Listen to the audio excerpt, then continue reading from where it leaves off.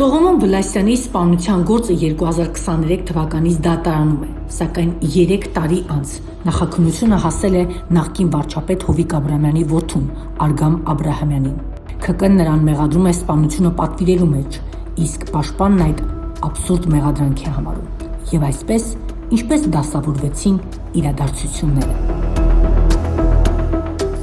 2023 թվականի ապրիլի 30-ին Երևանում Միասնիկյան 2 հասցեի շենքի մոտ հրազենով սպանվեց Ավետարանի հավատքի քրիստոնյաներ կրոնական կազմակերպության հոգևոր հովիվ Սողոմոն Վլասյանը։ Սպանությունից ավելի քան 3 տարի անց գործը նոր շրջադարձ է ստացել։ Առաջի հոգևոր դեմքը սա է, եղբայրներ քուրեր, որը եղել է միջև Հիսուս Քրիստոսը, դա Մովսես Մարգարեն է եղել։ Օգոստոսի 8-ին Ազգային անվտանգության ծառայության աշխատակիցները մեծ շուքով ձերբակալեցին նախկին վարչապետ Հովիկ Աբրահամյանի որդուն Արգամ Աբրահամյանին, իսկ օգոստոսի 9-ին նրա նկատմամբ կալանք կիրառվեց։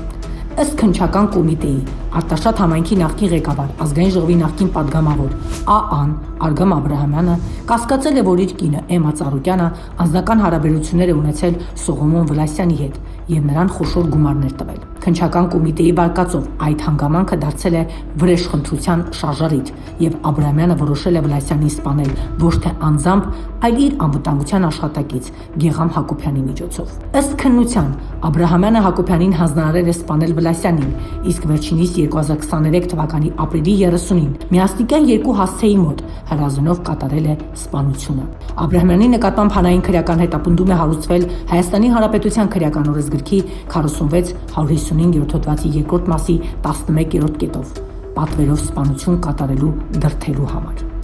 Սակայն քննչական կոմիտեի հրապարակած հաղորդագրությունից հասկանալի չէ, թե կոնկրետ ինչ նոր ապացույց է հայտնվել 2024-ից 26 թվականներին, որը քննությանը թույլ է տվել 3 տարի անց Աբրահամյանին ներկայացնել որպես ենթադրյալ պատվիրատու։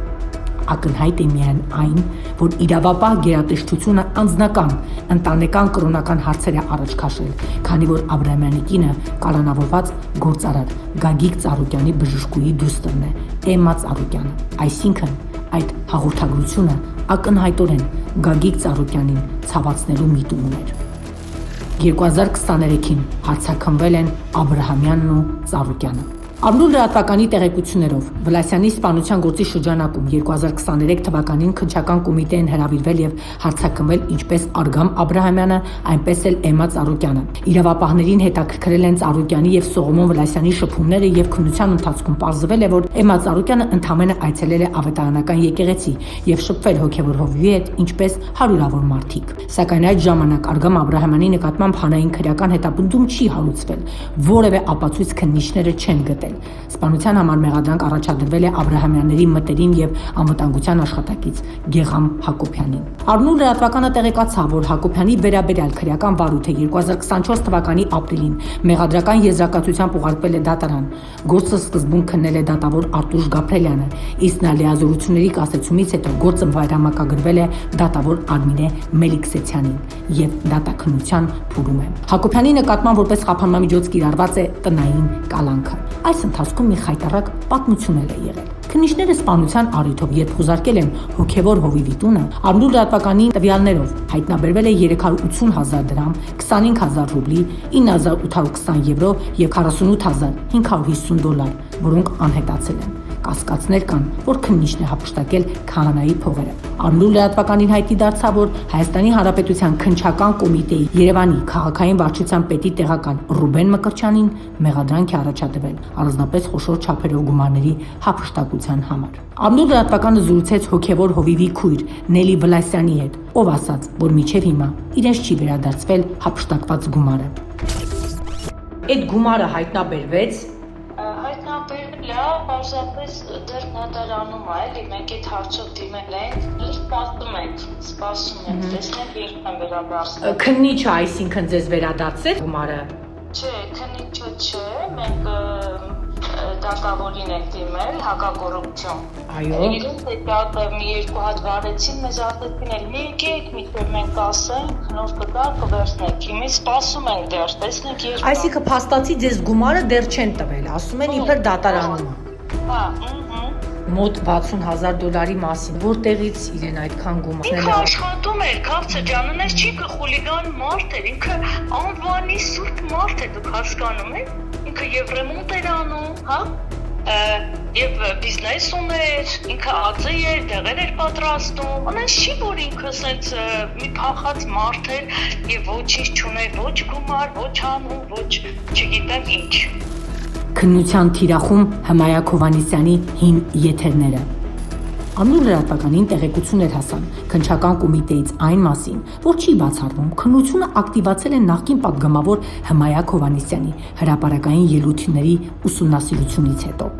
Այդ քիլերը ոչ այլով էր, քան Հովիկ Աբրամյանի որդու Արգամի Գագիկ Ծառուկյանի փեսա Արգամի Թիկնազորի պետը։ Մի քանի օր առաջ, երբ ես քայլում էի իմ սիրելի վայրում Կարապի լճի շուրջ, օպերայի հարևանությամբ, ես մոտիկ եմ ապրում այդտեղից եւ երեկոները քայլում եմ ու ժամերի, երբ փով է։ Ինձ մոտեցան 4 երիտասարդներ, ներկայացան որպես հավատացյալներ, ովքեր Սողոմոն Վլասյանի հետևորդներն էին եւ այցելում էին նրա քարոզները եւ շատ հետաքրքիր մի բան ասեցին պարոն Հովհաննիսյան, գիտեք դուք, որ Գագիկ Ծառուկյանի կինը եւ դուստերը Արգամ Աբրամյանի կինը Գագիկ Ծառուկյանի դուստերը եւ Գագիկ Ծառուկյանի կինը Ջավահիրը Սողոմոն Վլասյանի քարոզներին մասնակցում էին։ Իրավապահ համակարգում մեզ փոխանցեցին, որ քննության համար հետաքրքրություն են առաջացել Հովհաննիսյանի մոտ 2 տարի առաջ արված եթերները, որոնցում նա խոսել է Սողոմոն Վլասյանի սպանության գործի հանգամանքների կամ դրան առնչվող տեղեկությունների մասին։ Ամնուր լրատվականը զրուցեց Հմայակ Հովհաննիսյանի հետ, ով ասաց, որ իրեն չեն հրավիրել հարցաքննության, թերևս այն պատճառով, որ կողմերից որևէ մեկին չի ճանաչում։ Ես չեմ հարցակալել որպես վկա չեմ կարող լինել, որովհետև ես չեմ ճանաչել ուրեմն սպանվածին եւ այդ Արգամին էլ չեմ ճանաչում։ Հմայակ Հովհաննիսյանը մեզ պատմեց, որ իրեն ինչ-որ մարդիկ պատմել են, թե ով կարող է սպանել կամ պատվիրել սպանել Սողոմոն Վլասյանի։ Իսկ ինչ է ասում սպանված հոգևոր հովիվի քույրը։ Ամնուր լրատվականը զրուցեց նաև Սողոմոն Վլասյանի քրոջ Նելի Վլասյանի հետ, ով ասաց, որ Էմմա Ծառուկյանը, ինչպես բազմաթիվ այլ մարդիկ, հաղորդակցվել են իր եղբոր հետ։ Քննչական կոմիտեում ձեր եղբորը գործող սպանության գործով հարցաքննվել եք դուք։ Դեռ չենք հարցաքննել, որովհետև առաջի այդ պահին ով կար նրան է դարի հարցաքննը մենք միջև Եղեգնաձորից կգնայինք, հա, սենց ասեմ, բայց հետո մենք դե ներկայացել ենք, որ իր քույրն է վերջապես էլի նոր դատին արդեն մասնակցել է։ Ով եւ ինչու սպանեց էլի ձեր եղբորը։ Չեմ ուզում ընդհանրապես այդ հարցով անկեղծ խոսամ, լուրջ եմ ասում, չխոսելը լռելը իմ կարծիքով ավելի ճիշտ է։ Դուք է լավ երևի պատկերացումը արդեն իսկ կկազմեք, ինչ պիտի լինի, ըստ ձեզ, եթե 3 տարի դեռ ոչինչ չի եղել, հա, էլ ինչ պիտի լինի։ Մենք էլ սպասում ենք, գնում ենք դատերի, վկաներ են բերում, փորձագետներ եւ այլ, բայց վերջ չենք տեսնում, չգիտեմ։ Գեգամ Հակոբյանը դեպքի հետ կապ ունի այս ժամանակահատվածում հասկացել եք։ Դե ինքն է, ըստ իր ասելով, ինքն է արել այդ հանցագործությունը։ Հիմա էլ հերքում է, որ ես չեմ արել։ Շարժառիթը ո՞րն էր։ Դե ինքը նույնն է ասում, ինչ որ հիմա համացանցերում, հա, այդպես տարածվել է, ասենց լայնամասշտաբ, որ իմ եղբայրս է, բայց ես անգամ դատավորինել եմ ասել հարգելից, որ իմ եղբայրը այն չէ, ինչ ասվում է, հա, մի քիչ մանրանա, որովհետև ինքը եղել է տիրոջ զավակ, ինքը եղել է քարոզիչ մարդ, իմ եղբայրն է, իմ այլունակից եմ, եւ ես ավելին գիտեմ, տեղեկացված եմ, քան ինչ որ ինֆորմացիաներ, ինքը գնացել է անգամ որբևայրերին, ծնողազուրկ մայրերին, այդ եռաբլուրում ինչքան է մխիթարել, ինչքան նման ընտանիքներ է այցելել, ինչքան ձեռք է մեկնել եւ նման մարդուն, հա, այս պիտակավորումը, այս անունն են ուզում կցնեն, ես ասեցի դատավորին, մեկ բան եմ ասում, թողնում եմ իմ կենթանի Աստծուն դատը։ Ես ոչինչ չեմ ասում, չեմ անում, որովհետև էլ չեմ կարող հետ բերել, հա, իմ կորցրած ամենաթանկ բանը, որ ես կորցրեցի, մեկ շաբաթում 2 եղբայր, դրանից ավել էլ ես ոչինչ չունեմ այս երկրի վրա։ Բայց ես ասացի, որ